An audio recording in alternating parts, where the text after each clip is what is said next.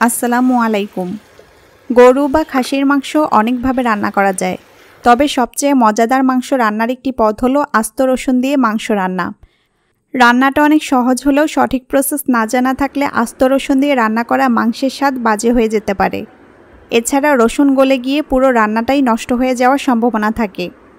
ঘরে থাকা সহজ কিছু উপকরণ দিয়ে চলুন দেখিয়ে দিই আস্ত রসুন দিয়ে মাংস রান্না।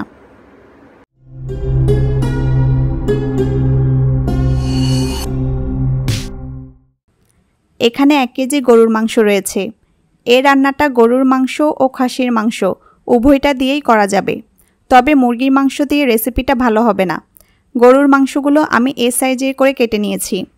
পিসগুলো রেগুলার সাইজের চাইতে একটু বড় করে কেটেছি। এতে আস্ত রসুনের সঙ্গে রান্না করলে আউটলুকটা ভালো আসবে। এই 1 কেজি মাংসের মধ্যে সলিড মাংস, হাড় ও চর্বি সহ সব কিছুই রয়েছে। হাড় চর্বি সহ মাংসটা নিলে সবচেয়ে বেশি টেস্ট পাওয়া যায়, তাই চেষ্টা করবেন সব কিছু মিলিয়ে মাংসটা নিতে। আর মাংসগুলো আমি ভালো করে ধুয়ে পানি ঝরিয়ে নিয়েছি। রান্নায় চলে এলাম। চুলায় একটি হাঁড়ি বসিয়ে দিয়েছি। আমি গরুর মাংস সাধারণত সরিষার তেল দিয়ে রান্না করি। এখানে হাফ কাপ সরিষার তেল আছে। আপনারা চাইলে সাধারণ রান্নার তেল দিয়েও রেসিপিটি করতে পারেন। তেল হাঁড়িতে দিয়ে দিলাম। চুলার আঁচ মিডিয়াম থেকে একটু বাড়িয়ে রেখেছি। তেল গরম হয়ে গিয়েছে। এখন তেলের মধ্যে কিছু গরম মশলা দিব। এখানে রয়েছে 3টি এলাচ, 3 টুকরা দারচিনি, 5টি লবঙ্গ আর 8-9টি আস্ত কালো গোলমরিচ। গরম মশলাগুলো তেলের মধ্যে দিয়ে দিলাম। সাথে দিচ্ছি 2টি তেজপাতা। এখন গরম মশলা হালকা ভেজে নেব। ফ্লেভার আসা পর্যন্ত নেড়েচেড়ে ভাজব। হালকা ভেজে নিয়েছি। এখন এতে দিব পেঁয়াজ। এখানে মাঝারি সাইজে 4টি পেঁয়াজ স্লাইস করে কেটে নিয়েছি। প্রায় 1 কাপের মতো হবে। পেঁয়াজগুলো তেলের মধ্যে দিয়ে দিলাম। নেড়ে দিচ্ছি।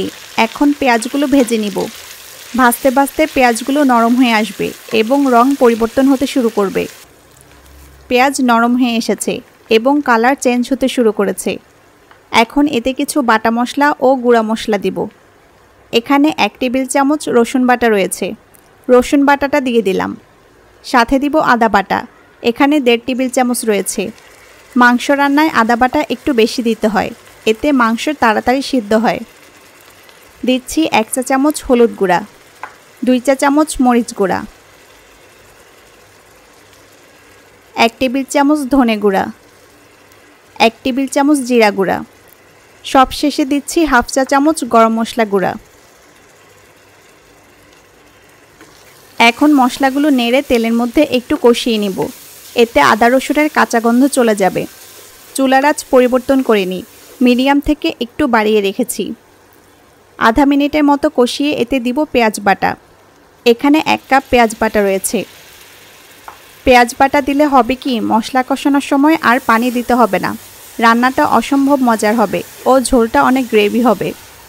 নেড়ে পেঁয়াজ বাটা সহ সব মশলা আরও কিছুক্ষণ কষিয়ে নেব।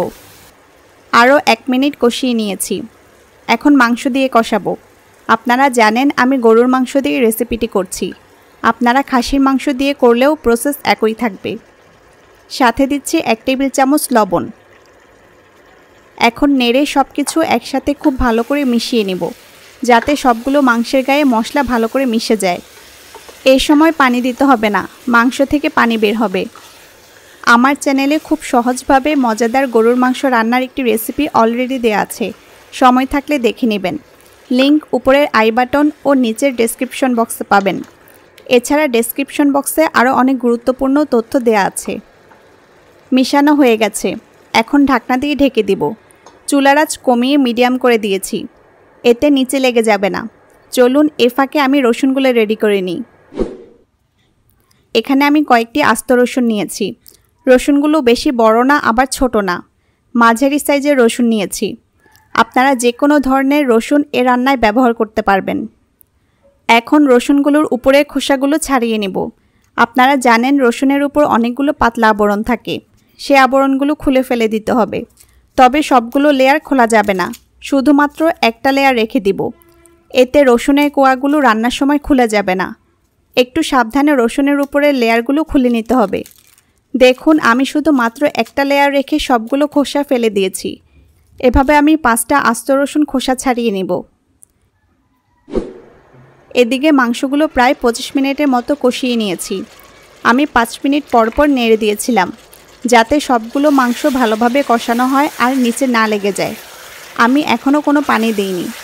মাংস থেকে যে পানি বের হয়েছিল তা দিয়েই কষাচ্ছি। মাংস এভাবে একটু সময় নিয়ে কষিয়ে নিলে টেস্ট অনেক ভালো আসে এবং দ্রুত সিদ্ধ হয়। মাংস থেকে যে পানিটা বের হয়েছিল কষাতে কষাতে তা প্রায় শুকিয়ে এসেছে। এখন গরম পানি দিয়ে মাংসগুলো আরও সেদ্ধ করে নেব। প্রয়োজন মতো পানি দিতে হবে। আমি এখানে 3 কাপের মতো পানি দিয়েছি। পরে লাগলে আরও গরম পানি অ্যাড করব। একটু নেড়ে দিয়ে ঢাকনা দিয়ে ঢেকে দিচ্ছি। চুলার আঁচ মিডিয়াম থেকে একটু বাড়িয়ে দিয়েছি। ফিরে এলাম 30 মিনিট পর। এর মাঝে আমি 10 মিনিট পর পর ঢাকনা তুলে নেড়ে দিয়েছিলাম। এতে সবগুলো মাংস সমানভাবে সেদ্ধ হবে। এর মধ্যে মাংস মোটামুটি সিদ্ধ হয়ে যাওয়ার কথা। আমি মাংস চেক করে নিচ্ছি। দেখি কতটা সিদ্ধ হয়েছে। মাংস প্রায় 80% সিদ্ধ হয়েছে। এখন দিয়ে দেব আস্ত রসুন।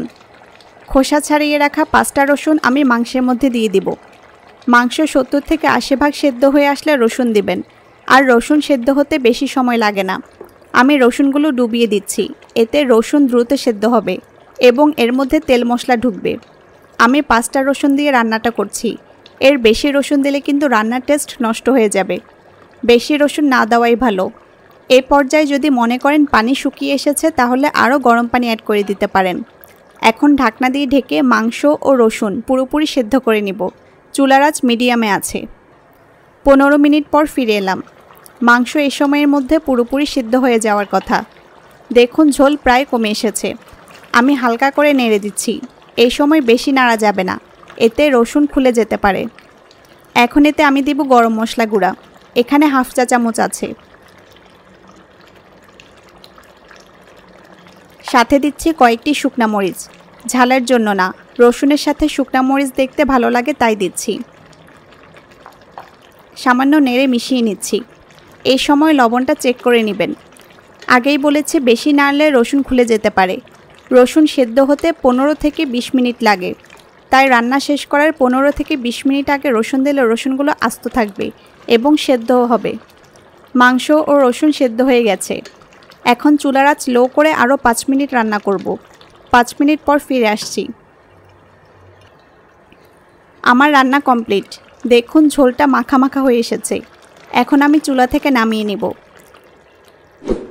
আপনাদের একটা আস্ত রসুন ভেঙে দেখাই। দেখুন রসুন আস্ত রয়েছে এবং ভেতরে ভালোভাবে সেদ্ধ হয়েছে। দেখুন হাত দিয়ে চাপ দিলেই গলে যাচ্ছে। মাংসটাও আমি আপনাদের দেখিয়ে দিচ্ছি।